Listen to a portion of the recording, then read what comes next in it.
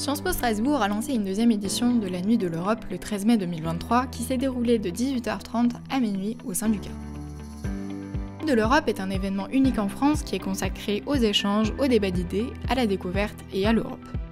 Cet événement rassemble des chercheurs, des journalistes, des artistes et des étudiants pour penser ensemble l'Europe sous toutes ses facettes. Au cœur du centre historique de Strasbourg, Sciences Po a transformé le temps d'une nuit, son site Le Cardo, en une agora vivante et interactive.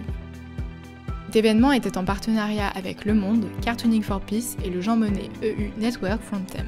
Pour commencer la soirée, un mot d'accueil a été prononcé par Madame Anne Mistler, adjointe à la mairie de Strasbourg en charge des arts et de la culture. Monsieur Emmanuel Davidenkopf, rédacteur en chef en charge des événements et partenariats éditoriaux au journal Le Monde. Et Monsieur Mathieu Schneider, vice-président Culture, Sciences, Société et Action Solidaire. Ainsi que le directeur de Sciences Po Strasbourg, Monsieur Jean-Philippe Heurtin. En partenariat avec la librairie La Tache Noire, a eu lieu 2 sessions d'Europolar animées par Marine Delassalle, enseignante à Sciences Po Strasbourg, et Eric Schultz, directeur de la librairie. Ces sessions d'Europolar étaient sur les héroïnes de polar en Europe, avec la participation exceptionnelle de Caroline Granier, autrice de plusieurs ouvrages, puis s'en est suivie une lecture d'extraits significatifs. Tout au long de la soirée se sont déroulées plusieurs tables rondes sur 3 grands thèmes de l'Europe.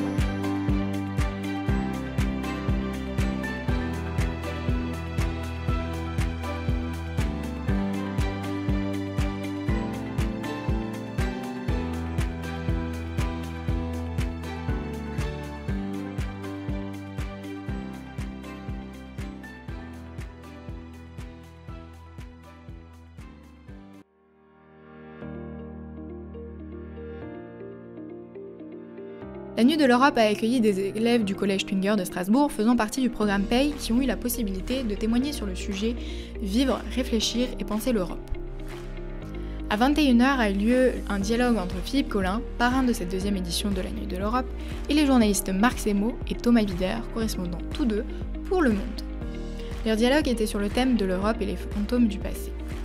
Tout au long de la soirée, 3 dessinateurs de presse de Cartooning for Peace, qui est un réseau de dessinateurs engagés, ont illustré les propos des intervenants des différentes tables rondes.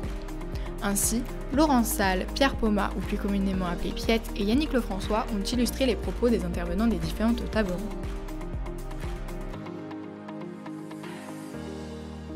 Grâce à l'initiative de M. Enrique Uribe Carigno, enseignant à Sciences Po Strasbourg, a été mis en place un atelier créatif lors duquel les étudiants de Sciences Po Strasbourg ont pu mettre en avant leurs passions comme le chant, la poésie ou encore la musique. Ce jeune chant enflammé de la poésie européenne avait pour objectif de revenir sur les différentes thématiques liées à l'Union européenne. D'une autre manière, plus tourné vers des disciplines artistiques. Les visiteurs ont également pu profiter tout au long de la soirée de 2 stands des librairies Gutenberg et La Tache Noire avec la possibilité d'acheter divers ouvrages. Ces stands ont également proposé à 20h, à 22h et à 22h30 2 séances de dédicaces autour du livre Fichez-nous la paix de Cartooning for Peace et divers ouvrages de Philippe Collin, le parrain de cette deuxième édition. Tout au long de la soirée, une exposition a eu lieu autour de planches de dessin présentes dans le livre Fichez-nous la paix de Cartooning for Peace. Un food truck était également présent sur le parvis du Cardo pour une restauration rapide. Enfin, pour clôturer l'événement, a été projeté le film La Voix d'Aïda, un film dramatique bosniaque de 2020 ayant reçu de nombreuses récompenses. Puis s'en est suivi un débat modéré par Sylvain Schirman, ancien directeur de Sciences Po Strasbourg. Cet événement a réuni près de 400 visiteurs autour de 10 tables rondes. Merci à tous les intervenants présents lors de l'événement qui ont contribué à en faire une réussite.